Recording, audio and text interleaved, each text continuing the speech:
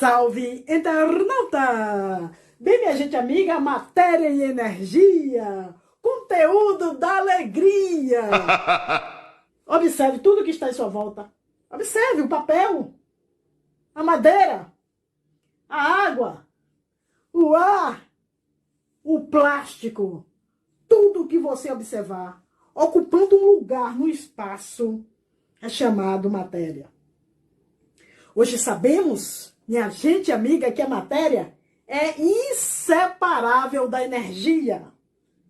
As duas estão intimamente relacionadas, matéria e energia. Matéria e energia. Mas o que é energia?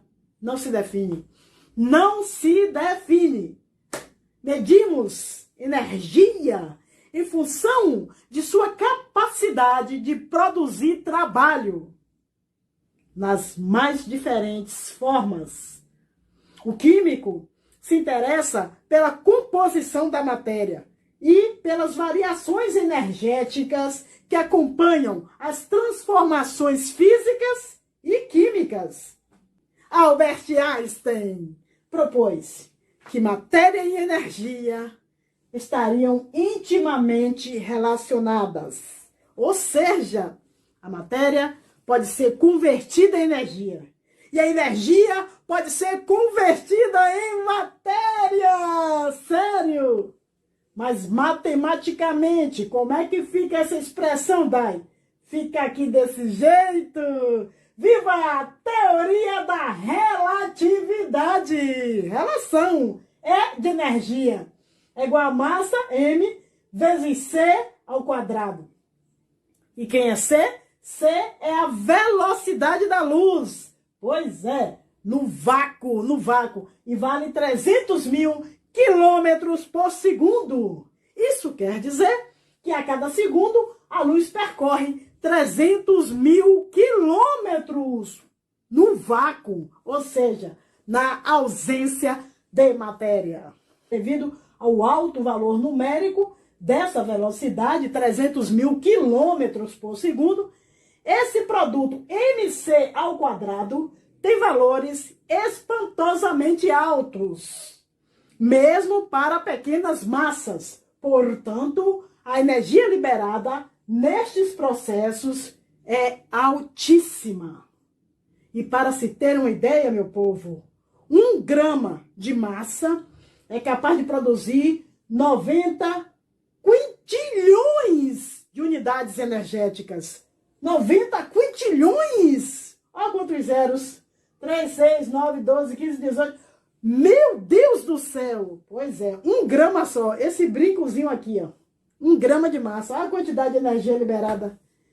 Teoria da relatividade, princípio da bomba atômica. Agora isso. Matéria e energia não podem ser definidas independentemente. Não pode mais. Sendo cada vez mais relacionadas. Matéria e energia andam de braços dados no universo. Esta é mais correto dizer que matéria é a energia condensada.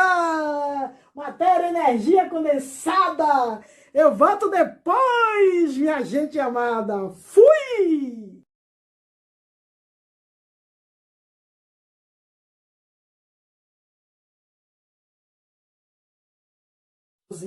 Química é a ciência que estuda a matéria. Para começar, por que a química é a ciência? O que é ciência? Ciência é um conjunto organizado de conhecimentos. E isso a química tem muito bem. Então, química é uma ciência. Sendo uma ciência, qual é o objeto da química? A matéria. Química estuda a matéria. E o que é matéria? O que é matéria? Matéria é tudo que tem massa e ocupa lugar no espaço. Obviamente, né, Dai? Se tem massa, vai ocupar lugar no espaço. Por exemplo, caneta, mesa, cadeira, tudo isso é matéria. Tudo que existe no universo, multiverso, é matéria. Se não for matéria, é energia. Ou é matéria ou é energia. Só essas duas possibilidades, certo? Se não for matéria, é energia. Óbvio. Se não for matéria, é energia. Por exemplo, o atmosférico. Vamos lá. O atmosférico, o que vocês acham? O atmosférico é matéria? Será que o ar atmosférico tem massa? Será que ele ocupa lugar no espaço? Mas como? Como é que eu vou chegar a esta conclusão? Daí, bem, gente, presta atenção. Se você pegar uma bexiga, aqui uma bexiga, ó, encher ela tá murcha, o espaço dela é pequeno, né? No que você enche ela de ar atmosférico, ela fica grande. Logo, quem ocupou esse espaço todo? Eu que não fui. Quem ocupou esse espaço todo foi o ar. O ar, que é uma mistura de gases, onde prevalece nitrogênio e oxigênio, certo? O ar atmosférico. E quando a gente pega esse balão e enche com o ar que sai dos nossos pulmões, a gente está enchendo esse balão, sabe de quê? De gás carbônico, de dióxido de carbono, né? Gás carbônico. E, porque você sabe, o que entra é gás oxigênio, o que sai é gás carbônico. Para resumir, né? Para ficar interessante, porque na verdade entra e sai vários gases, mas de uma forma geral, entra oxigênio, gás oxigênio O2 e sai gás carbônico, certo, gente? Outra coisa, quando a gente fala em matéria, a gente lembra também energia. Energia e matéria estão assim, de braços dados no universo. Tanto é que Albert Einstein, grande Albert Einstein, ele formulou aí a teoria da relatividade. E essa teoria, o que é que diz, meus nobres colegas?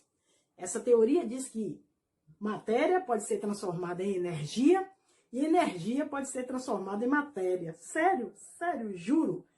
Aqui, ó, teoria da relatividade, ela aqui, ó. Tá vendo? Teoria da relatividade. Que diz aqui, ó, teoria da relatividade, ó. Energia é igual a massa vezes a velocidade da luz ao quadrado. Por exemplo, eu tenho 1 grama de massa, matéria, 1 grama. E aí, se eu colocar aqui, substituir aqui nessa expressão, quanto é que 1 grama de matéria vai me dar de energia? Se eu transformar esse grama em energia total, pegar esse 1 grama de matéria e transformar em energia, será que vai me dar uma quantidade bem pouca? Uma quantidade enorme? O que é que vocês acham? Se a gente for aplicar aqui, galera, nesta expressão, energia é igual a massa vezes a velocidade da luz ao quadrado, a gente pode perceber o seguinte, no vácuo é de quanto? 300 mil quilômetros por segundo. Isso quer dizer o quê? Que a luz, em 1 segundo, ela percorre 300 mil quilômetros. Não há nada mais veloz do que a luz. É por isso que parece ser contínua, mas na verdade ela não é contínua. E isso é um assunto para os próximos vídeos. Então, diante disso aqui, como um valor enorme da velocidade da luz, 1 grama de matéria, se a gente for aplicar aqui nessa teoria da relatividade de Albert Einstein, 1 grama de matéria vai nos dar, sabe quanto? 90 bilhões de unidades energéticas. E sabe o que é isso? Vocês não vão nem acreditar. Teoria da relatividade nada mais é do que o princípio da bomba atômica. Explode!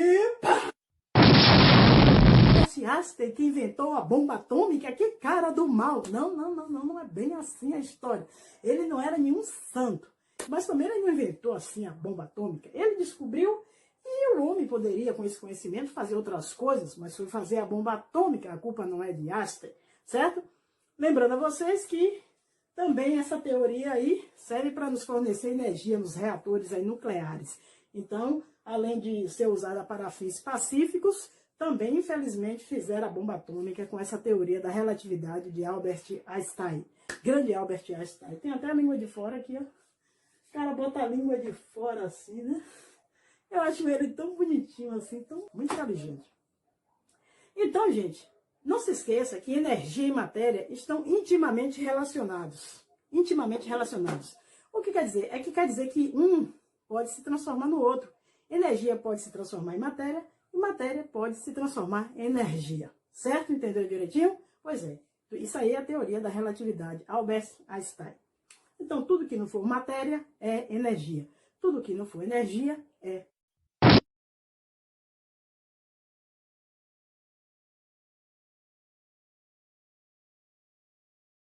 Vamos ver os estados físicos da matéria.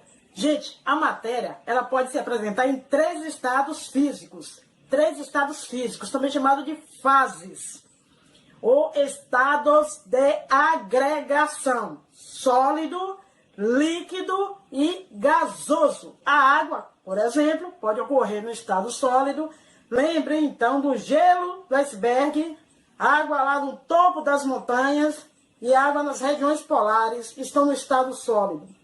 Já o estado líquido, que também a água pode ocorrer, obviamente, a gente encontra nos mares, rios, nos lagos, etc. E gasoso é que nós encontramos na atmosfera, água no estado gasoso. Galera, as principais diferenças de estrutura da matéria, os estados físicos, são a distância entre as partículas. Moléculas, lembra que eu falei? Lembra? A distância entre as partículas são as principais diferenças. Essas distâncias entre as partículas são as principais diferenças de estrutura da matéria, dos estados físicos, sólido, líquido e gasoso. E essas partículas são quem? Moléculas. E depende da sua mobilidade, como essas moléculas estão se movimentando, certo? Olha aqui essas fotos. Estado de agregação da matéria. Olha o estado sólido. Agora, estado líquido. Estado gasoso. No estado sólido, as moléculas estão coesas, unidas. No estado líquido, há uma certa mobilidade entre as moléculas. E no estado gasoso, praticamente não há nenhuma interação, nenhum tipo de interação. Elas estão livres, estão separadas, estão divorciadas as moléculas, certo? Estão bem afastadas, a depender do recipiente que elas ocupam, certo? Então, aqui está a representação esquemática da disposição das moléculas de água nos 3 estados físicos: sólido, líquido e gasoso. Vamos falar do estado sólido. No estado sólido, as partículas estão próximas uma das outras, praticamente sem alterar a distância entre si, certo? Os sólidos apresentam forma e volume definido, não importando o recipiente em que estejam colocados. Não importa em qual recipiente eu colocar ele, cara. Qualquer recipiente que eu colocar ele vai ter sempre essa forma e sempre esse volume. Não altera nem o volume e nem a forma. Estado sólido é isso aí, certo? Se eu botar ele num recipiente redondo, não vai alterar a forma dele. E se eu botar num recipiente quadrado, não vai alterar a forma. Tudo bem se eu botar num recipiente retangular, não vai alterar. Ele vai ficar sempre desse jeito, ó, em qualquer recipiente que eu colocar, certo? Qualquer recipiente. Estado sólido é assim. Forma e volume é constante. Já no estado líquido, as partículas se tornam mais rápidas e a distância entre elas aumentam, ocupando o maior volume do que no estado sólido. Os líquidos adquirem a forma do recipiente que ocupam, mas não altera seu volume de acordo com ele, certo? Então, o que acontece no estado líquido é o seguinte, galera, preste atenção: as substâncias vão ocupar a forma do recipiente. Se o recipiente for quadrado, a forma será quadrada. Se você, por exemplo, jogar água dentro de um recipiente quadrado, a forma vai ser quadrada. Se você jogar 1 litro de água dentro de um recipiente redondo, vai ocupar a forma redonda. Se você jogar água num recipiente irregular, lá que não tem forma nenhuma, vai ocupar aquela forma irregular. Agora, o volume vai continuar sendo 1 litro. 1 litro, não adianta, em qualquer forma que você jogue esta água. Então, no estado líquido só muda a forma. O volume permanece o mesmo. No estado sólido não muda nem forma, nem volume. No estado gasoso há uma grande desorganização, uma grande loucura. As partículas estão se movendo mais rapidamente do que no estado líquido e podem ficar bem afastadas, mas bem afastadas. Dessa maneira, os gases não têm forma nem volume definidos, porque daí ocupam, gente, todo o volume do recipiente no qual estão inseridos e ficam com a forma dele. O gás, ele não tem nem forma própria e nem volume próprio. O volume será o volume do recipiente e a forma também será a forma do recipiente, certo? Devido à grande desorganização das partículas. Isso aí, galera. Vou dar um exemplo. Aqui está o ouro sólido, né? Forma de barra, o ouro, tá vendo? O símbolo dele é AU, o latim aurum. Aqui o alumínio líquido, ó, sendo despejado no molde, o alumínio. para ocupar a forma do molde, né? Logicamente, né? Beijo, saudações pedagógicas, saúde e paz, porque o resto a gente corre sim atrás. Vai lá, vai lá. Salve, salve, internauta! Na aula passada, nós falamos do ponto de fusão, certo? Das mudanças de estados físicos, ponto de fusão. E agora vamos falar das mudanças de estados físicos, ponto de solidificação ou temperatura de solidificação. Ponto de solidificação ou temperatura de solidificação é a temperatura em que ocorre a passagem do estado líquido para o estado sólido, certo? Sob, claro, determinada pressão. A pressão aí terá uma influência significativa, porque pode mudar tudo. Vamos a um exemplo. Vamos retirar um cubo de gelo do congelador, certo? E colocá-lo à temperatura ambiente. O que é que vai acontecer com este cubo de gelo? Ele vai o quê? Sofrer fusão. A temperatura de fusão do gelo é 0 graus Celsius. Recolhendo-se a água e colocando-a de novo no congelador, porque se você tirou o gelo e colocou em cima da mesa, o gelo vai derreter. Se você recolher esta água e colocar de novo no congelador, ela vai se solidificar a 0 graus Celsius.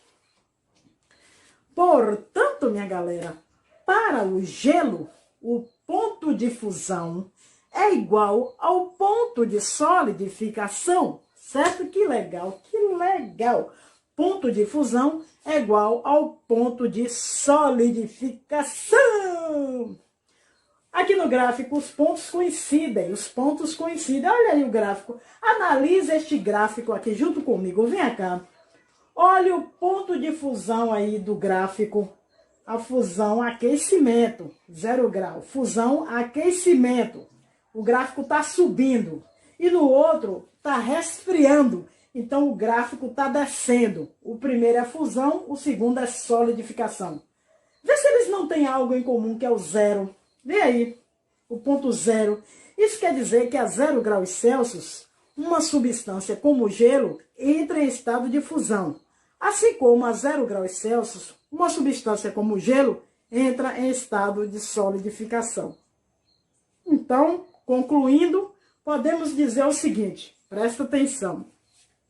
Presta atenção para esta fase que eu vou falar agora. Se você não entender, melhor sair da escola. Não, não saia da escola. Presta atenção. Para uma substância pura, tem que ser pura, pura, pura, pura. Para uma substância pura, o ponto de fusão é igual ao ponto de solidificação. Os dois pontos são iguais, coincidem. Entendeu? Muito bom, ainda bem. Vou adiantar e vou falar do ponto de ebulição também, né, galera? O ponto de ebulição. Ó, quando colocamos um líquido em um recipiente fechado, parte dele vaporiza-se. O vapor formado exerce sobre a superfície livre do líquido uma pressão, chamada pressão ou tensão de vapor, que se opõe à evaporação do líquido, certo? Bem, com o aquecimento, a tensão de vapor aumenta até que a uma temperatura característica de cada substância, o valor da pressão de vapor fica igual ao valor da pressão externa. Fica igual ao valor da pressão externa sobre o líquido, minha galera. Nessa temperatura, gente fina, ocorre a ebulição. Ebulição, que é a vaporização com formação de bolhas. Bolhas, ebulição, bolhas. Então, é a vaporização com formação de bolhas, ebulição. Então fique atento para isto que eu vou falar agora. Ponto de ebulição é a temperatura em que um líquido se vaporiza sob pressão igual à sua pressão de vapor. Olha este gráfico aqui, ó. Olha este gráfico. Ponto de ebulição da água, 100 graus Celsius. A água começa a ferver a 100 graus Celsius. Poxa, muito quente. Quem já colocou a mão dentro assim de uma água com a temperatura a 100 graus Celsius, não coloque. Queimadura do 3º grau, não coloque, por favor. Então, olhando este gráfico, a presença desse patamar aí, galera, tá vendo o patamar? Essa linha assim, paralela ao eixo do X, mostra que durante a ebulição, a temperatura se manteve constante, caracterizando substância pura. Isto é propriedade apenas de substância pura. Durante as mudanças de estado, em uma substância pura, a temperatura permanece constante. Verdadeiro, pode marcar na prova, pode marcar no Enem, pode marcar no vestibular, pode marcar aonde você quiser, que isto é mais verdadeiro do que a beleza da mulher. Não dá. Então preste atenção para essa observação. Durante a ebulição, a temperatura se mantém constante sob determinada pressão. É igual lá, durante a fusão, a temperatura se mantém constante, né? Durante a fusão, a temperatura se mantém constante. Então, durante a ebulição, a temperatura também permanece constante, certo? Sob determinada pressão. Eu estou sempre falando isso. Vem cá, vocês já ouviram falar em calor latente? Calor latente de vaporização?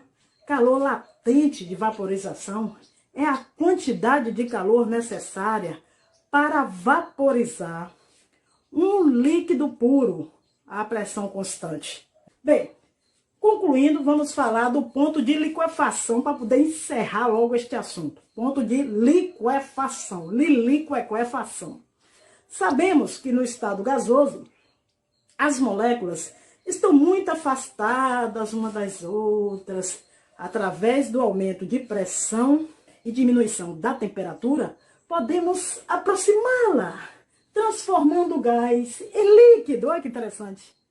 Quando aquecemos a água em uma panela fechada, é visível a presença de gotinhas na parte inferior da tampa.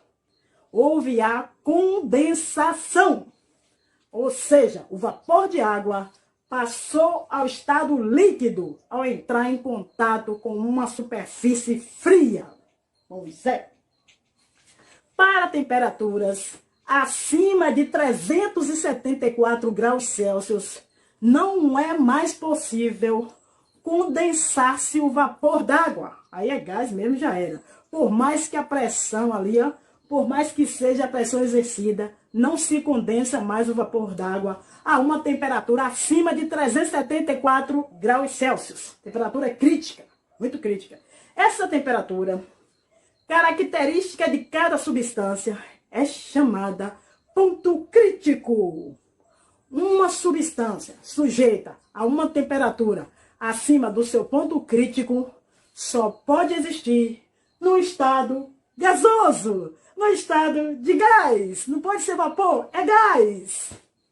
Para o vapor d'água, o ponto crítico é 374 graus Celsius. E o ponto de ebulição é 100 graus Celsius para o vapor d'água. Se resfriarmos lentamente certa quantidade de vapor d'água, observaremos que a 100 graus Celsius ocorrerá a liquefação. Isto é, a passagem para o estado líquido.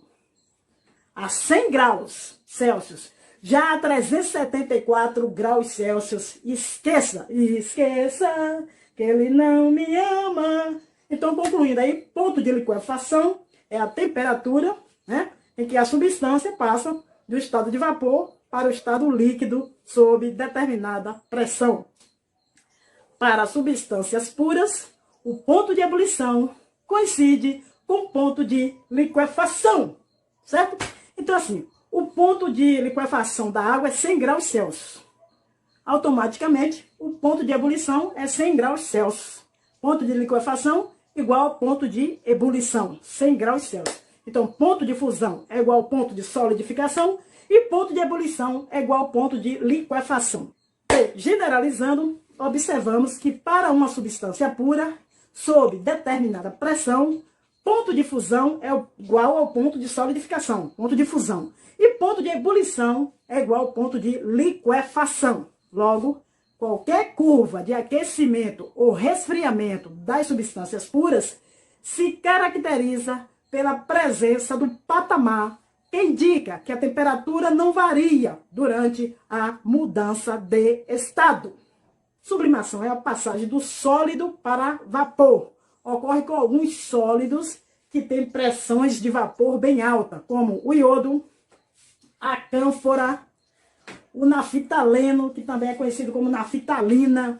Essas substâncias passam diretamente para o estado gasoso sem se liquefazer, sem molhar, sem molhar. Você bota naftalina dentro do guarda-roupa, não molha, ela some, ela vai sumindo, porque ela passa do estado sólido para o estado de vapor. Isto é sublimação.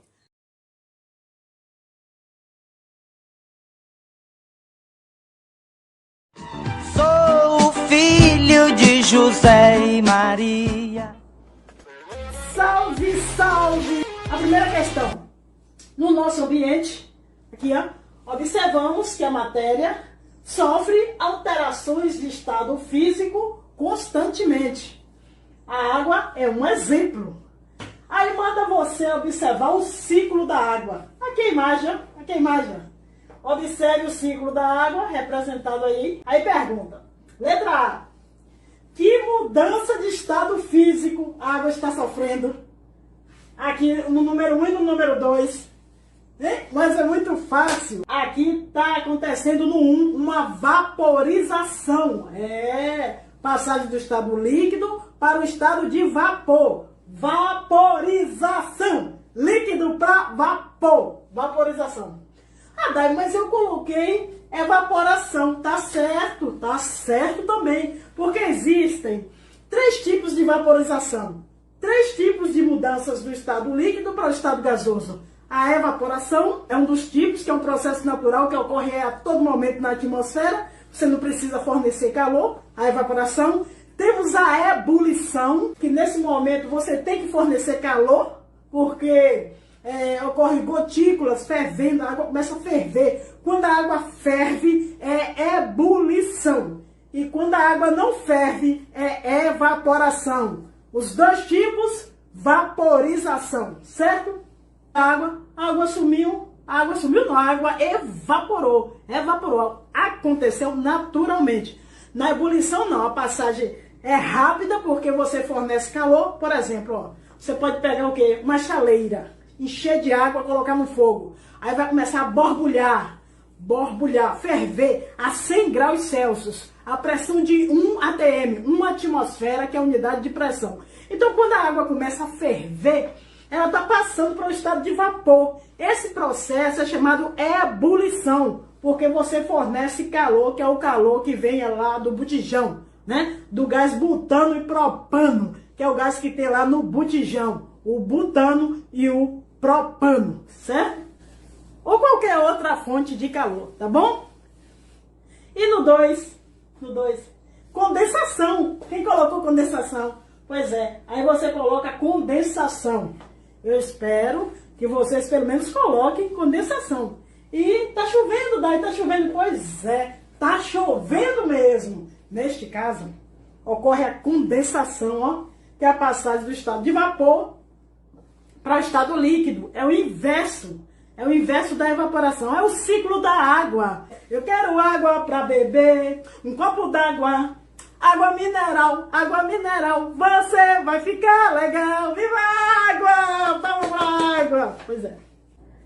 Ó, vou fazer um pequeno resumo. Durante a evaporação, a água recebe energia térmica dos raios solares, aumentando a agitação e o afastamento de suas partículas, certo? Então, recebe calor, energia térmica dos raios solares, na verdade, está recebendo calor. E isso faz com que elas fiquem agitadas.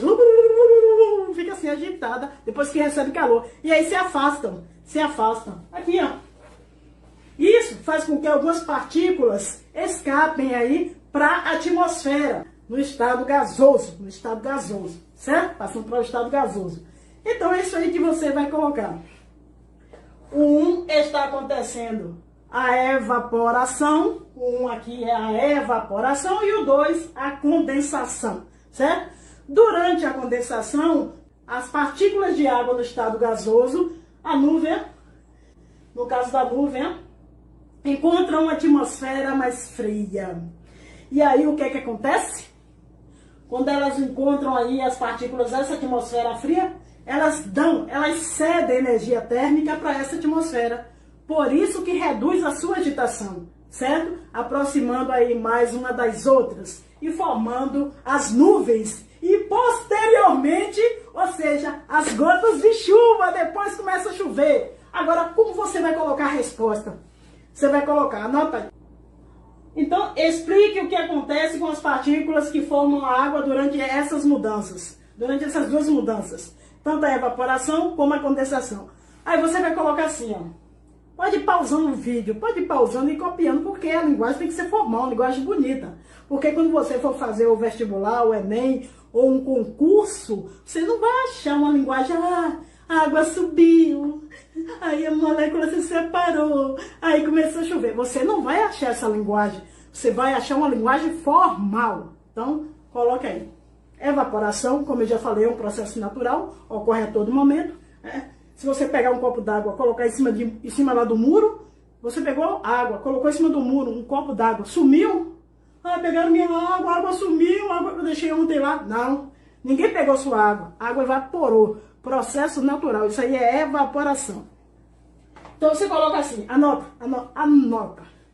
Durante a evaporação, vou dar até uma pausa. Durante a evaporação, a água recebe energia térmica dos raios solares, aumentando a agitação e o afastamento de suas partículas. Ponto. Isso faz com que algumas partículas escapem para a atmosfera no estado gasoso. Colocou? Ponto. Durante agora a condensação, é o número 2, durante a condensação, as partículas de água no estado gasoso encontram uma atmosfera mais fria. Cedem energia térmica para ela, para a atmosfera, e reduzem aí sua agitação, aproximando-se uma das outras, formando as nuvens e, posteriormente, as gotas de chuva. Olha como ficou o texto lindo, rico, um vocabulário bonito. Por isso que você precisa ler para entender tudo isso. Você tem que ler. Leitura é a melhor lei que tem, é a leitura. Melhor lei qual é? Leitura, vou botar na prova. Qual é a melhor lei? Leitura. Tem que ler. Então, minha gente, vamos resolver agora a questão número 2. Está mandando você analisar o gráfico de curva de aquecimento da água. Este gráfico aqui, ó, está mostrando que a água está sendo aquecida, tá vendo? E está mudando de fase. Antigamente falava estado, mas o mais certo é fase. Mas estado também a gente usa. Então está mudando de estado físico, está mudando de fase física, certo?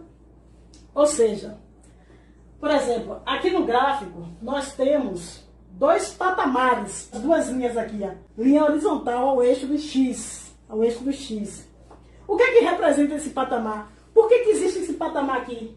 O patamar indica que durante a mudança de estado físico para outro estado físico, a temperatura não muda, ela permanece constante.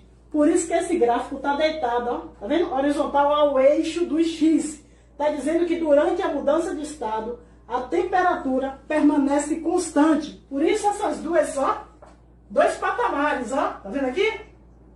Se temos dois patamares, temos duas mudanças de estados que está acontecendo aí, que a temperatura, claro, permanece constante. Um é a fusão, que é a passagem do estado sólido para o líquido. Por exemplo, você tira o gelo do congelador. O gelo é sólido. Coloca ele em cima da mesa. Ele começa a derreter. Isso é fusão do gelo. Então, durante essa mudança de estado, do sólido para o líquido, a temperatura não varia, ela permanece constante. Por isso, o gráfico tem essa linha aqui, ó. Essa linha aqui, ó. Tá vendo? E no 2 está dizendo que a água está sofrendo outra mudança de estado, ou ebulição. Nesse caso aqui é ebulição, que é a mudança do estado líquido para o estado de vapor. Certo? Então, no ponto 2 aqui, ó, gente. Durante a mudança de estado, do líquido para vapor, a temperatura não varia, permanece constante. Então, aqui é aquecimento da água pura. Porque se você botar sal, passa a ser uma mistura. E aí o gráfico vai ser diferente, não vai ser desse jeito. Não vai ter mais patamar, que essa linha horizontal, essas duas linhas horizontais ao eixo do X. O patamar indica que a substância é pura. 2 patamares indica que a substância é pura. Que não tem nada dentro dela, não tem açúcar, não tem sal, não tem cloro. Isso é uma característica das substâncias puras. Esse gráfico aqui com 2 patamares. Um não, 2. 2 patamares. Tem que ter 2 patamares para você analisar e ver que o gráfico é de uma substância pura. Só tem ela. Aí na letra A, manda você copiar em seu caderno a expressão que melhor descreve o que está no gráfico. A expressão que melhor descreve o que está no gráfico, obviamente, é a expressão 3. Que está acontecendo aí a sequência certinha, ó. A, B e C, ó. A sequência, tá vendo? Primeiro 1, claro, a fusão, depois 2, a ebulição, certo? Então, primeiro aconteceu a fusão, que é o 1, e depois aconteceu a ebulição, que é o 2. Então, a questão, o item 3 é a resposta da letra A. A letra B está perguntando o seguinte: que mudança de fase está ocorrendo em 1 e 2, indicado no gráfico? A mudança de fase, eu já falei para vocês, em 1 está ocorrendo a fusão e em 2 a vaporização. Colocou aí? Vaporização, que tem 3 tipos: ebulição, calefação e evaporação. 3 tipos de vaporização. A evaporação ocorre naturalmente, a ebulição tem que dar calor, fogo, e a calefação é aquele processo rápido. Então, que mudança de fase está ocorrendo em 1 e 2, indicado no gráfico? Em 1 está ocorrendo a fusão e em 2 está ocorrendo a vaporização. Quem colocou isso acertou. Em 1 está acontecendo a fusão e em 2 está acontecendo a vaporização. Em que estado físico da matéria, letra C, a água se encontra nas posições A? Na posição A, você pode perceber que ela está sólida, menos 3 graus Celsius. Ela só começa a derreter, passar por processo de fusão, a 0 graus que ela começa a sofrer fusão. Mas antes dela sofrer fusão, é gelo, estado sólido. Então aqui, ó, é estado sólido. Aí nesse patamar aqui, está sofrendo fusão. Tem sólido e líquido aqui. Tá? E no B é água líquida.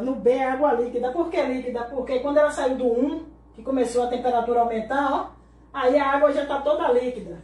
Então esse pedacinho, tá vendo? Esse pedacinho a água se encontra no estado líquido. E C, a água se encontra no estado gasoso. Quem colocou isso acertou. A, estado sólido. B, estado líquido. E C se encontra no estado gasoso, a água. Letra B. Está mandando você desenhar em seu caderno o comportamento das partículas de água nos estados físicos representados por A, B e C. Ou seja, quer que você desenhe no seu caderno como estão as moléculas de água no estado sólido, no estado líquido e no estado gasoso, certo? Bem, minha gente amiga, preste atenção. As partículas. Eu espero que vocês desenhem. Faça o desenho bonitinho. Eu não sei se vocês desenharam, eu vou olhar depois. No caso, estado sólido, ó. Vocês desenham partículas próximas uma das outras para poder representar a água no estado sólido. Como aí no desenho. Tá vendo? No caso, partículas mais distantes e mais agitadas para representar a água no estado líquido, como está aqui no desenho. E partículas bem distantes e bem agitadas para representar a água no estado gasoso, como está aqui no desenho, ó, tá vendo? Vocês vão desenhar esses 3 estados. no caderno de vocês, tá bom? E pode cair na prova também. Bem, e o que é que pede a terceira questão? A terceira questão, presta atenção. Escreva um texto explicando a situação apresentada pelo gráfico.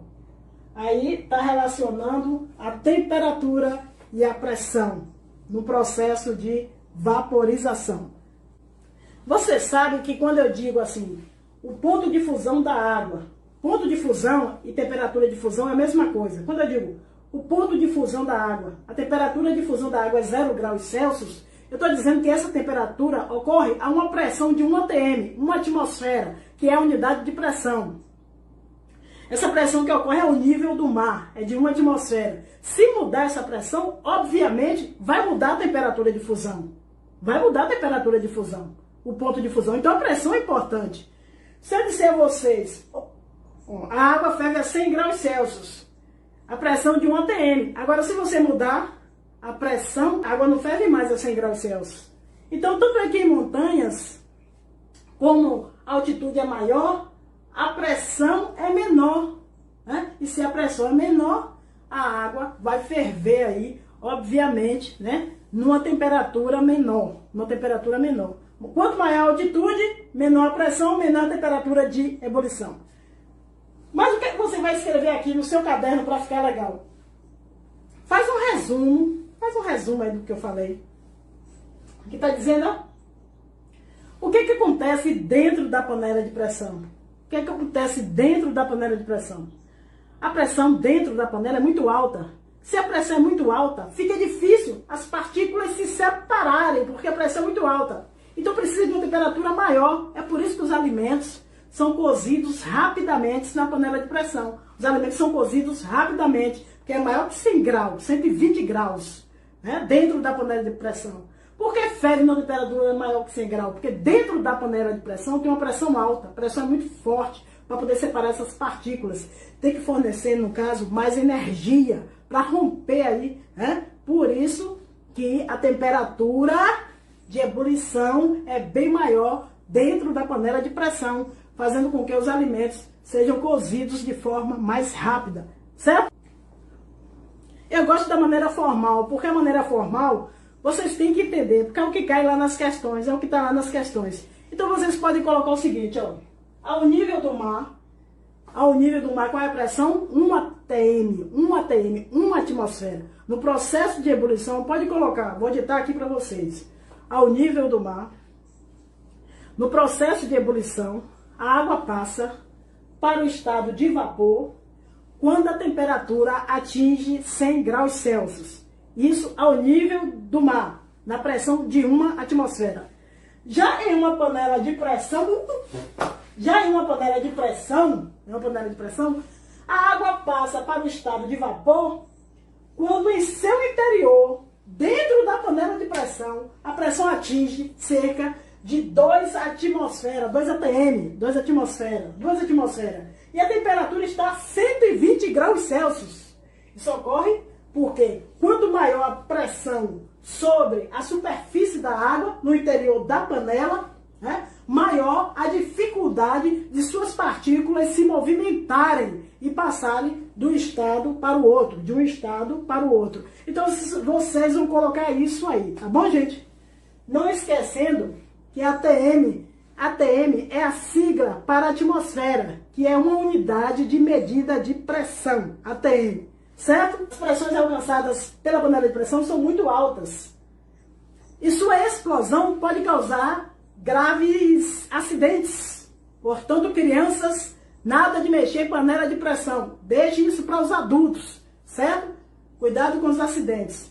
Por isso, a panela de pressão deve ser manipulada por um adulto, porque é muito perigosa a panela de pressão. Por que é muito perigosa a panela de pressão? Porque dentro tem uma temperatura muito alta. Pode explodir se a panela de pressão não estiver legal.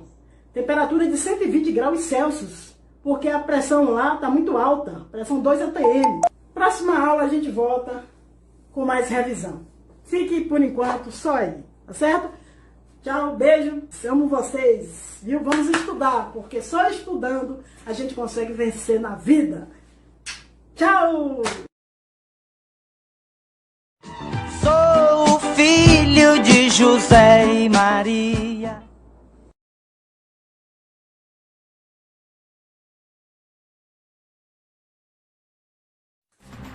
Salve, salve, internauta!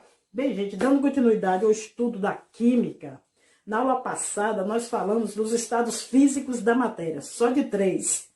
Lembrando a vocês que, na verdade, existe mais de 500 estados físicos. E a gente só fala de sólido, líquido e gasoso. Como se só tivesse esses 3. Sólido, líquido e gasoso. Mas não, gente. A gente tem mais de 500 estados físicos. E agora, a gente vai dar uma ênfase também ao plasma. Eu vou fazer um vídeo só falando do 4º estado físico da matéria, que é o plasma. Mas, por enquanto, a gente vai ficar focando no sólido, líquido e gasoso, certo? Os estados físicos não são irreversíveis.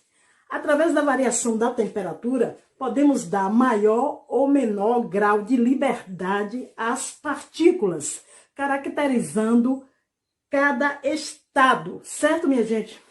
A temperatura vai depender da velocidade que as partículas devem atingir para aumentarem ou diminuírem a entropia. Entropia. Pois é, que nome lindo, né? Ou seja, para atingir a maior ou menor grau de desorganização. Isso que é entropia, médio grau de desorganização. É o caos. É o caos. Grau de desorganização. Como essas velocidades variam, certo? De substância para substância, a temperatura em que ocorre a mudança de estado é uma característica de cada substância. Cada substância tem a sua. As diferentes mudanças de estados físicos recebem nomes especiais. Fusão, solidificação, vaporização, liquefação, sublimação. Então, eu acho que vocês já ouviram falar aí nesses termos, ressublimação também, certo? Enfim. Por exemplo, a passagem do sólido para o líquido, o processo é chamado de fusão, sólido para o líquido. Do líquido para o sólido, solidificação, do líquido para o sólido. Quando a substância passa do estado líquido para o gasoso, vaporização. Do gasoso para o líquido, liquefação ou condensação. E quando passa do sólido para o gasoso sem passar pelo líquido, sublimação. E o retorno gasoso para o sólido, ressublimação. Certo? A temperatura, minha gente, é que esse processo, essa mudança de estado é constante. Enquanto toda substância não mudar de estado completamente, a temperatura não varia, ela permanece constante, certo? Então, isso serve para se aferir o grau de pureza da substância, ok? Tá ok? Ponto de fusão. Vamos falar do ponto de fusão. O que é ponto de fusão? Ou temperatura de fusão é a temperatura em que ocorre a passagem do estado sólido para o estado líquido, certo? Sob determinada pressão. Bem, depende da intensidade das forças existentes entre as partículas do cristal. Quanto mais forte forem essas forças de coesão, maior será a temperatura necessária para separá-la. Assim, sob determinada pressão, o ferro funde a 1536 graus Celsius. O chumbo, aqui o chumbo, está o chumbo, a 327 graus Celsius. E o cobre, cujo símbolo é Cu, para entender que o símbolo do cobre é Cu, do latim cumprum, né? Cu, aqui é o cobre, que vem do latim cumprum. Por isso que é Cu. E a temperatura de fusão do cobre é de 1083 graus Celsius. Esses valores aí são válidos naquela pressão, para qualquer quantidade da substância pura. Qualquer resíduo, qualquer impureza vai alterar o ponto de fusão. Qualquer impureza que entrar aí, minha gente, vai alterar o ponto de fusão, certo? Vamos fazer um gráfico de temperatura? Aqui Aqui, ó, tá aqui o gráfico, 0 graus Celsius, temperatura em função do tempo. Dê uma olhadinha nesse gráfico. Vamos lá? Vamos analisar? Vamos analisar esse gráfico. Aí tá a fusão, o intervalo, ó. Ponto de fusão do gelo, 0 graus Celsius. Aí, aquecendo contínua e uniformemente o sólido, né? Quando a gente vai aquecendo, a temperatura de início subirá. Olha aqui subindo no gráfico, até atingir o ponto de fusão. Atingindo esse ponto, a temperatura vai permanecer constante por um certo tempo, que é esse trecho aqui, BC, tá vendo? Essa linha paralela ao eixo do X. Ela não está subindo, ela está assim, ó. Então a temperatura está constante. Se tivesse assim, está subindo. Então essa região aqui, galera, né, do gráfico, onde a temperatura permanece constante, é chamada patamar, né? Ou platô. Sendo muito importante porque indica que enquanto a substância está se fundindo, está sofrendo fusão, derretendo, o tempo passa, o fornecimento de calor prossegue, mas a temperatura permanece constante para uma substância pura, que fique bem claro. O calor, que antes era utilizado para aumentar a vibração das partículas, promove agora a sua separação do retículo cristalino, né? Não contribuindo para o aumento da temperatura, certo? Só após a fusão, dê uma olhadinha, só depois da fusão, ó, de toda a substância, a temperatura aí volta a crescer. Esse trecho aí, CD, tá vendo? Depois que toda a substância, né, passa para o estado líquido, aí a temperatura volta a crescer, certo? Bem, da análise gráfica aí do comportamento de uma substância pura durante a fusão, podemos concluir o quê? Vamos lá, de acordo com esse gráfico aí, a gente pode concluir o seguinte, que na fusão de uma substância pura, a temperatura se mantém constante. Olha o patamar, ele não está subindo, ó. O patamar fica assim, por isso que é patamar, ó. Fica assim, ó, tá vendo? Durante a mudança de estado, a temperatura não varia, permanece constante, certo? Porque a substância ainda não passou toda para o estado líquido, certo? Então, na fusão de uma substância pura, a temperatura se mantém constante enquanto a mudança está se processando sob pressão constante. Tem que lembrar da pressão, tem que ter pressão no meio, porque se variar a pressão, varia também a temperatura de fusão, certo? Lembrando a vocês que o ponto de solidificação é igual ao ponto de fusão, mas na próxima aula eu vou falar melhor sobre isso. Saudações, fui!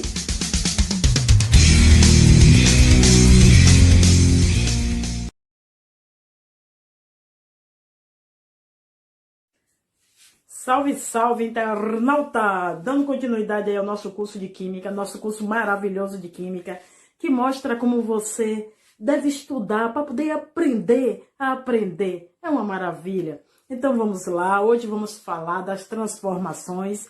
Espero que vocês estejam acompanhando o curso direitinho, certo? Química, Física e Biologia, de acordo com a BNCC, estão aí na playlist, tudo organizado. Você vai lá, clica e consegue aí assistir todas as aulas 0800 de graça, né? A única coisa que você vai fazer aí é se inscrever no canal, somente isso, mais nada. Se nós abandonarmos sobre uma mesa um cubo de gelo, dentro em breve ele vai se derreter. Do mesmo modo, um pedaço de ferro polido exposto ao ar ficará coberto pela ferrugem. Olha, nos dois casos, no caso do gelo e no caso do ferro coberto pela ferrugem, ocorreu uma transformação. Por quê? Em ambos ocorreu modificação do estado do sistema aí em estudo. Mas serão os dois fenômenos inteiramente idênticos? Haverá alguma semelhança entre estado inicial e estado final? Quais serão os critérios que nos permitirão classificar um deles como fenômeno químico? Não perca no Globo Repórter. Brincadeiras à parte, vamos lá. Por outro lado, minha gente, então, se compararmos as propriedades da água pura com as da água salgada, a gente vai encontrar muitas diferenças. Como poderemos saber se determinada amostra de água é ou não pura, se ela só tem água ou se tem outra coisa? Sendo uma ciência experimental, a química responde a todas essas perguntas? Responde. Responde através das observações feitas aí com experimentos. Certo, minha gente? A experimentação está presente no nosso dia a dia com muito mais frequência do que você pode imaginar. A peneiração da areia, ou mesmo a simples catação do feijão, são experimentos realizados com a mesma finalidade da refinação do petróleo, certo? Bem parecido a esses processos. Em qualquer um dos casos, o objetivo é separar de maneira tão individual quanto possível os diversos componentes que se encontravam misturados. Em nosso estudo sobre as transformações, vamos estabelecer diversas relações entre os fenômenos, sempre procurando levá-lo a deduzi-lo experimentalmente, as relações aí que existem entre, por exemplo, o acender de um fósforo e o processo da respiração. Do estabelecimento de diferenças à comprovação dos resultados, vivem a química, um mundo muito interessante, que merece ser conhecido. Fenômenos. Bem, minha gente, um dos objetivos principais aí da química é o estudo das transformações que ocorrem na matéria. Toda transformação é um fenômeno. Grande número de fenômenos são facilmente observáveis aí no nosso dia a dia, no nosso cotidiano, como, por exemplo, o fósforo queima, a lâmpada acende, o gelo derrete. Olha quantos fenômenos aí do cotidiano. O sol esquenta, a água evapora e as frutas amadurecem. As flores desabrocham, as folhas caem das árvores, o ferro enferruja. Mas todos esses fenômenos serão iguais? A estrutura da matéria será alterada em todos eles? E aí, o que aparece será necessariamente novo, com propriedades aí obrigatoriamente diferentes? Bem, gente, tomemos dois exemplos. O gelo, exposto a uma temperatura mais alta, transforma-se em água líquida, que sob temperatura mais baixa, de novo se transforma em gelo. Aquecendo a água, ela se transforma em vapor, que por processos especiais pode voltar ao estado inicial. A água que colocada no congelador, de novo se transforma em gelo. Observando os fenômenos ocorridos com a água, um químico dirá que a água líquida, gelo e vapor são diferentes formas de um mesmo material. Dirá também que sucessivas transformações ocorridas aí não formaram nenhuma nova substância. Concluirá que houve um fenômeno físico. Físico. Pois é. Então, os fenômenos físicos não alteram a estrutura da matéria. Foca. Não altera a estrutura da matéria, certo? O fenômeno físico. Num clima muito frio, o vapor de água que se desprende aí das roupas, aí do varal, se condensa quando o clima está muito frio. São fenômenos físicos. No dia a dia a gente está cheio de fenômenos físicos. O estado sólido, as moléculas estão mais próximas. No líquido, as moléculas têm uma certa liberdade. E no gasoso, quase que não há interação nenhuma. Bem, gente, eu falei aí exemplos de fenômenos físicos, né? O gelo é um exemplo. Gelo, água e vapor, que na verdade é tudo a mesma substância, H2O. A água não muda, não altera. A estrutura da matéria é a mesma, logo é um fenômeno físico, certo? Agora, o ferro é um sólido duro e brilhante. Quando exposto ao ar úmido, fica coberto de um pó vermelho e sem brilho, chamado ferrugem. O ferro é uma substância simples, enquanto que a ferrugem é uma substância composta. Essa substância, tá vendo? Essa aqui é trióxido de ferro. Uma simples variação da temperatura não transformará o ferro em ferrugem, ou vice-versa. A formação da nova substância, galera, alterou a estrutura do ferro, constituindo então um fenômeno químico, certo? Os fenômenos químicos alteram a estrutura da matéria. Os físicos não, mas os químicos alteram sim, havendo formação de uma nova substância. Os fenômenos químicos são chamados de reações químicas, sendo graficamente representados através da equação química. Na formação da ferrugem, temos, presta atenção, ó, 4 átomos de ferro, certo? Mais 3 moléculas de gás oxigênio, forma aí agregado iônico. Isso aí eu não posso dizer que é molécula, porque isso aí é um agregado iônico. Então, observe essa reação da ferrugem. Antes você tinha ferro, depois você passa a ter ferrugem, uma substância totalmente diferente. Então mudou completamente. Ferro e oxigênio são os reagentes. E o F2O3, que é a ferrugem, trióxido de ferro, nada mais é do que uma substância composta e é o produto da reação. Em geral, os fenômenos físicos são reversíveis, como pode ser facilmente percebido aí nas transformações ocorridas com a água. Gelo, vapor, água, gelo, são reversíveis. Mas note bem, é interessante isso que eu vou falar. Em geral, eu digo, são em geral reversíveis, mas geral significa comum a maior parte. O que significa dizer que a maioria dos fenômenos físicos são reversíveis, mas não todos.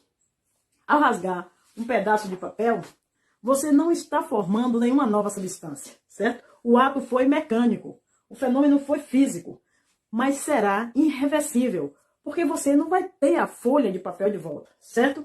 Então, quando se diz que os fenômenos físicos são reversíveis, não se pode generalizar 100%. O exemplo da folha de papel. Continua sendo papel, mas só que rasgou a folha e você não vai ter a folha de volta. Então, não é um fenômeno reversível. O mais correto é dizer que o fenômeno físico mantém a substância, não altera a estrutura da substância. A substância continua a mesma, não importa se é água, gelo, vapor d'água, é tudo H2O, não muda. Não altera a estrutura íntima da matéria, é tudo a mesma coisa, H2O. Não muda, não tem outra substância. Já no fenômeno químico, não, vai haver uma transformação, uma substância vai se transformar em outra, como no caso o ferro, né, que se transforma em ferrugem. O ferro reage com oxigênio, forma ferrugem, que forma uma nova substância. Aí sim houve uma formação de uma nova substância. É um fenômeno químico. O físico não há formação de uma nova substância. Continua sendo água, não importa gelo ou vapor.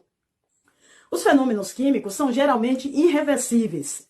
A formação da ferrugem aí, para você, se você puder observar aí, houve apenas o quê? A transformação do ferro em ferrugem, né? Uma outra substância totalmente diferente. Então, os fenômenos químicos geralmente são irreversíveis. Irreversíveis aqui, ó. Porque você não vai voltar a ter o ferro de volta. Passou a ser ferrugem e aí não vai ter mais o ferro.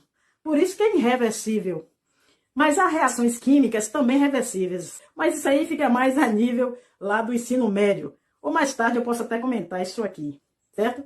O correto é, no momento, você lembrar o seguinte: fenômeno físico não forma nova substância. Fenômeno físico forma novas substâncias, certo? E a reversibilidade não é o melhor critério para poder classificar o fenômeno. Melhor é dizer que o fenômeno físico não forma nova substância e o químico forma nova substância, certo?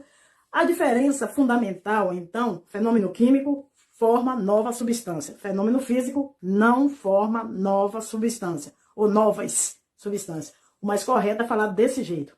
Químico formam novas substâncias e físico não formam novas substâncias. Agora, há fenômenos tão complexos que não permitem uma classificação simples, como físico, químico, né? Tem fenômenos complexos. Por exemplo, a passagem da corrente elétrica através de água contendo sal, provocando a sua decomposição, é classificada como um fenômeno físico-químico.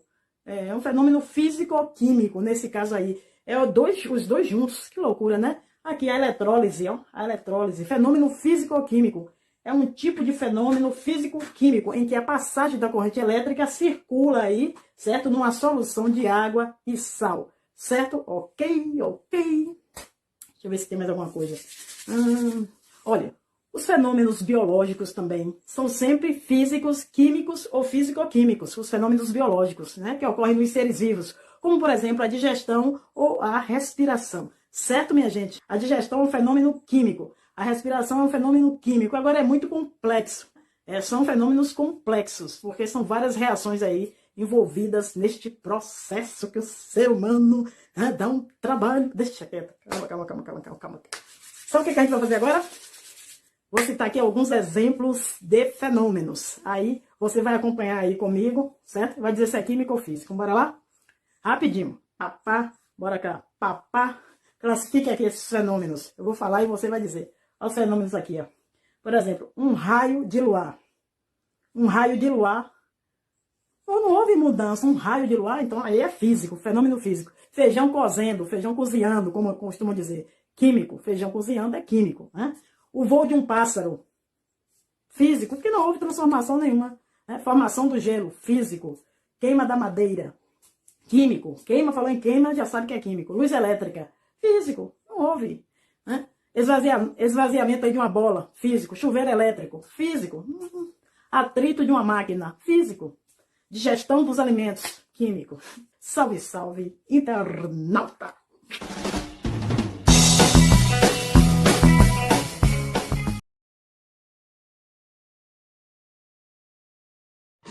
Sou o filho de José e Maria.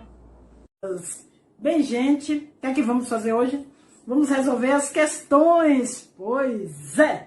Bom, primeira questão da atividade de hoje aqui, ó. Vocês vão ler junto comigo. Caiu aí no vestibular, questão de vestibular. Diz o seguinte. Vamos lá. Um escultor recebe um bloco retangular de mármore e habilmente o transforma na estátua de uma celebridade do cinema. Podemos identificar matéria, corpo e objeto e a partir daí definir esses três conceitos. Pois é. Gente, seguinte.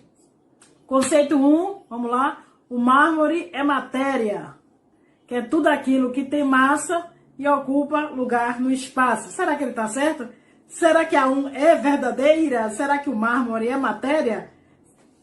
Pois é, de antemão vamos logo responder e dizer que sim. Mármore é matéria, porque o que é matéria é tudo que tem massa e ocupa lugar no espaço, obviamente. Então, mármore ocupa-se lugar no espaço. Então, a alternativa 1 é verdadeira, viu? A 1 é verdadeira. Corpo, que é o bloco retangular de mármore. Vamos ver o que foi que ele falou sobre o corpo, o conceito de corpo.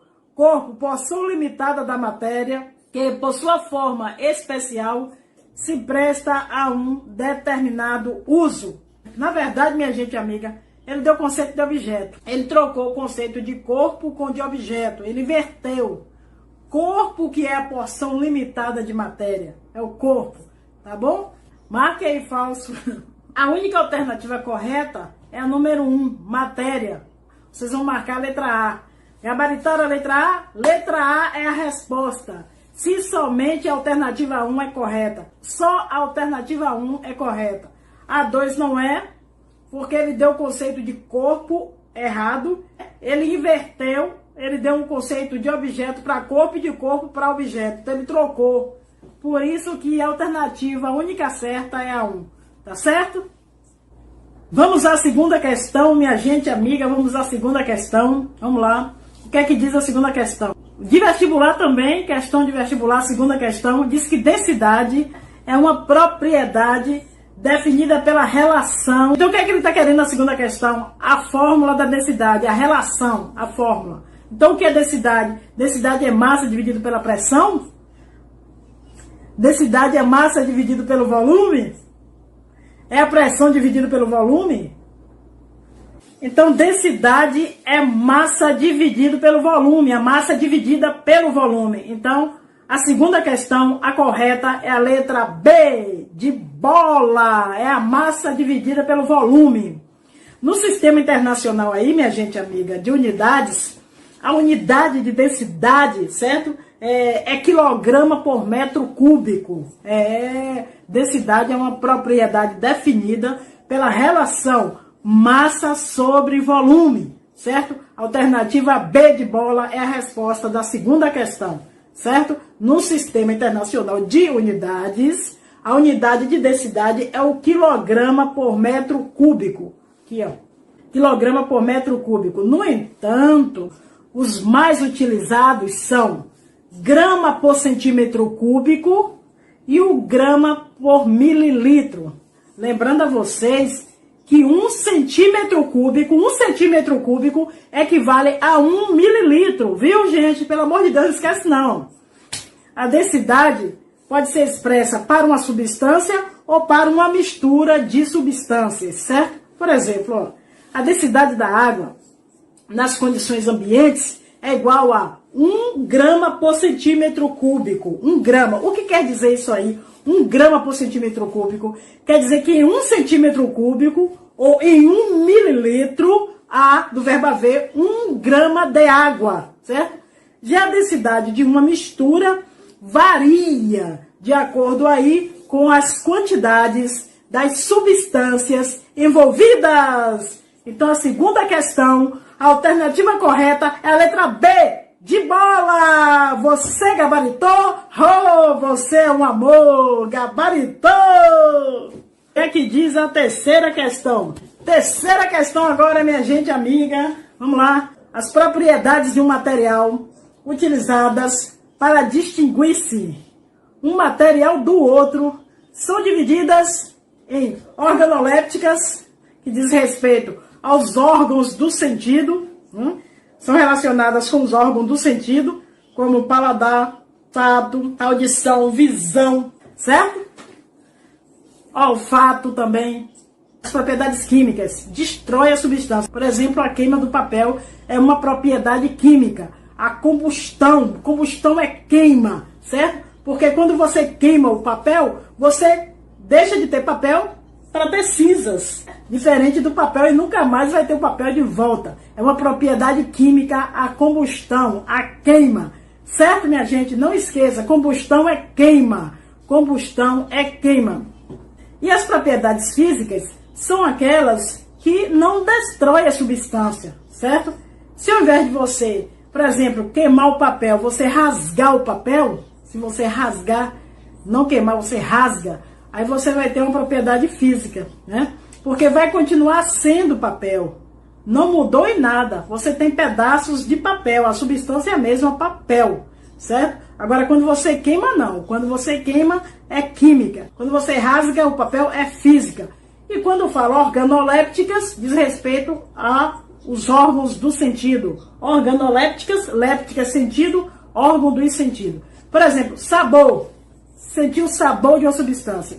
Se ela é doce, se ela é azeda, se ela é salgada. Nesse caso, minha gente amiga, nesse caso você vai usar um órgão do sentido que é o paladar. Então o sabor é uma propriedade organoléptica. Organoléptica. A língua está presa hoje. Ponto de fusão. Ponto de fusão é a temperatura na qual a substância passa do estado sólido para o líquido. Ponto de fusão, temperatura de fusão é a mesma coisa. Certo? Então, temperatura de fusão, ponto de fusão é uma propriedade física. Ponto de fusão, propriedade física. Ponto de fusão. Falou em densidade e ponto de fusão, são propriedades físicas. Combustibilidade. Combustibilidade vem de combustão. E combustão é queima. Queima, destrói as substâncias. Ela deixa de existir para ser uma outra substância. Como eu falei da queima do papel. Então isso aí é uma propriedade química. Combustibilidade, propriedade química. Reatividade também. Reatividade é uma propriedade química. Certo? Uma substância reage com uma outra substância, formando uma nova substância. No caso, por exemplo, o carbono reage com o gás oxigênio e forma o gás carbônico, o dióxido de carbono. Quer dizer, antes a gente tinha carbono e oxigênio. E depois da reação, a gente vai ter só gás carbônico. Logo mudou a substância. É igual a queimar, né? Mudou. Então, a reatividade, vem de reação, também é uma propriedade química. Certo, minha gente? Densidade. Densidade, propriedade física. Densidade é expressa por um número. A densidade da água é 1 grama por centímetro cúbico. Isso quer dizer, certo, que 1 centímetro cúbico tem 1 grama de água. Entendeu? 1 centímetro cúbico tem 1 grama de água. A densidade é uma propriedade física. E odor? Odor, você utiliza qual órgão do sentido? O olfato, para sentir o cheiro. Por exemplo, o álcool, você sente o cheiro do álcool, certo? Outra coisa, o vinagre, você sente o cheiro, e aí você usa o órgão do sentido, que é o olfato. Logo, o odor é uma propriedade organoléptica. Estados da matéria, né, minha gente amiga, é uma propriedade organoléptica também. Por que daí é uma propriedade organoléptica? Qual o órgão do sentido que nós usamos no estado físico da matéria, nos estados da matéria? O tato. Porque através do tato você vai perceber se uma substância é sólida, líquida ou gasosa.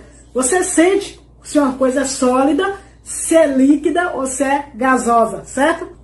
Então lá se foi a terceira questão. Aí, ó, corrigida para você. Terceira questão, tá bom?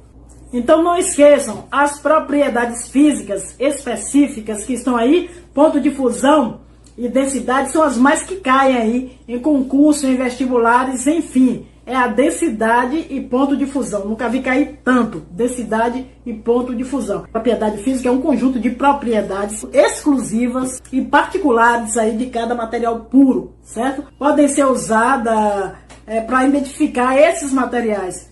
Para vocês terem uma ideia, existem mais de 30 propriedades específicas da matéria. 30, mais 3 são as mais usadas na identificação das substâncias, que são densidade, só aparece nas questões densidade, ponto de fusão e ponto de ebulição. Essas 3. São mais de 30 propriedades específicas físicas. Mas só cai 3. Ponto de fusão, densidade e ponto de ebulição. É difícil cair uma outra. É difícil cair uma outra. Essas 3 aí apareceu, ponto de fusão, ponto de ebulição e densidade, propriedade específica física. Por exemplo, a água é a única substância que possui densidade igual a 1 grama por centímetro cúbico. Congela em 0 graus Celsius, ferve em 100 graus Celsius, em condições normais de temperatura e pressão, certo? Tá ok? Pressão de 1 atm, né? Condições normais. Vou dar um exemplo do ouro, já dei o exemplo da água, vou dar um exemplo do ouro. Ouro. Eu amo ouro, eu gosto do ouro. A densidade do ouro é 19 gramas por centímetro cúbico. Isso quer dizer que em 1 centímetro cúbico existem 19 gramas de ouro. Pesa. 1 centímetro cúbico de ouro pesa 19 gramas. Já pensou? Para você derreter esse ouro, ou seja, o ponto de fusão, a temperatura de fusão do ouro, você vai precisar de uma temperatura de 1064 graus Celsius, tá bom? Para você vaporizar esse ouro, certo? Que é o ponto de ebulição, passar ele para o estado gasoso, fazer ele ferver, você vai precisar de uma enorme temperatura que é de 3080 graus Celsius, certo? Então, densidade, ponto de fusão e ponto de ebulição são propriedades físicas das substâncias que servem para identificá-las. Entendeu? Então, na nossa questão, nós temos 2 propriedades físicas específicas, que são densidade e ponto de fusão. Certo? Questão 3, resolvida. Vamos resolver a quarta questão. O que é que diz a quarta questão? Tá tudo aí em cima, só ler junto comigo. A melhor lei que tem é a leitura. Vamos ler. Tá dizendo o seguinte, ó. Vamos lá? O aquecimento global já apresenta sinais visíveis em alguns pontos do planeta. Na ilha do Alasca, na aldeia de Xiximarete, por exemplo, as geleiras já demoram mais a congelar. Congelar? O que é congelar? Passar do estado líquido para o sólido. Congelar é solidificação. Iceberg, que é aquele bloco de gelo enorme. Desde 1971, a temperatura aumentou em média 2 graus Celsius. Aquecimento global é um problema mundial, minha gente. As mudanças de estado descritas no texto são respectivamente... Qual é a resposta aí? Solidificação e fusão é a resposta. Marque aí, solidificação e fusão. Porque a passagem do estado líquido para o estado sólido, congelar, exige perda de calor. Ou seja, a temperatura do ambiente precisa estar mais baixa. Essa passagem aí é a solidificação. Quando o sólido é aquecido, suas moléculas começam a ficarem cada vez mais agitadas e, dependendo do aumento da temperatura, elas não conseguem permanecer em posições fixas. O sólido, então, passa para o estado líquido, certo? Essa passagem recebe o nome de fusão. Então, congelar, solidificação. Descongelar, fusão. Congelar, solidificação. Descongelar, fusão. Pronto, acertou? Acertou! Palmas pra você que acertou essa questão, você é fera! Próxima questão. Bem, em usinas hidrelétricas, leia comigo. A queda d'água move turbinas que acionam geradores. Em usinas eólicas, os geradores são acionados por hélices movidas pelo vento. São células fotovoltaicas que produzem tensão elétrica. Além de todos produzirem eletricidade, esses processos têm em comum o fato de, letra A, não provocar impacto ambiental. Letra B, independentemente de condições climáticas. Letra C, a energia gerada pode ser armazenada. Letra D, utilizarem fontes de energia renováveis. Letra E, dependerem das reservas de combustíveis fósseis. Oh, minha Nossa Senhora do chuveiro elétrico, dai-me resistência, viu? Primeiramente, utilizarem fontes de energia renováveis é a resposta, né? Porque todas essas energias aí, minha gente, a fonte é renovável. O vento, o sol e a água. Vocês viram aí? Agora dizer que as hidrelétricas não causam impacto, pelo amor de Deus, claro que causam, e como? Então a verdadeira é utilizarem fontes de energia renováveis, né? As hidrelétricas causam impactos ambientais aí, causam impacto ambiental. Um exemplo é a usina de Belo Monte. Depende sim de condições climáticas. Então não é. Já viu um dia nublado? Adeus energia solar? Vamos à questão número 6. O G20. Grupo composto pelos 20 países mais industrializados do mundo, vem discutindo alternativas energéticas que não sejam nocivas ao meio ambiente, sempre renováveis, têm um custo acessível e que permitam o desenvolvimento econômico, certo? O que é que quer saber? Conhecer, sobreviver? Muito bem. No Brasil, um exemplo de importante fonte energética alternativa dessa natureza proveniente da biomassa tropical e utilizada como combustível nos veículos automotivos é, letra A, de cara, gabaritei, letra A, cana-de-açúcar, utilizada na produção do álcool, né? Tá mais na cara do que a boca. Nem olho mais o resto.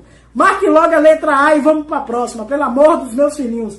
Está dizendo que o petróleo utilizado na produção de energia nuclear, misericórdia, nada a ver, cara. Energia nuclear, isso aí é radioatividade, cara. Pelo amor de Deus, tá bom? De cara, letra A. No Brasil a gente usa cana de açúcar, todo mundo sabe, para produzir o álcool etílico, o etanol. Letra A, tá bom? Sexta questão. Oitava questão, minha gente amiga. Qual das seguintes fontes de produção de energia é a mais recomendável para a diminuição dos gases causadores do aquecimento global? Mais fácil que bater em morto.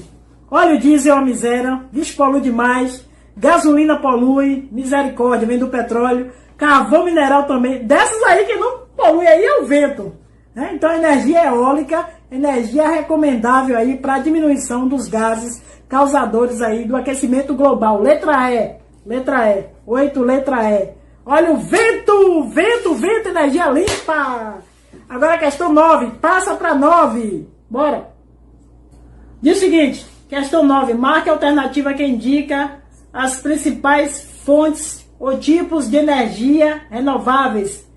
Energias renováveis são aquelas que se renovam, que não acabam. Exemplo nós temos aí, eólica, o vento não acaba, hidrelétrica, também renovável, a água está sempre ali, o ciclo da água, solar, o sol, né, vai existir sempre, pelo menos por um bom tempo, certo? E a biomassa, no caso da cana-de-açúcar, é só plantar, né? É só plantar, então também é renovável. Então, a energia eólica, a energia hidrelétrica, a energia solar e a biomassa, letra D de DAI, certo? O petróleo pode acabar, pode acabar não, o petróleo vai acabar. Todas as alternativas que tiver petróleo, elimina, Porque o petróleo aí é energia não renovável. Se tiver petróleo, elimina. Em todas as alternativas tem petróleo. Essa questão aí é mais fácil que bater em morto, certo? Quem é que não acerta uma questão dessa? Não tem como errar uma questão dessa.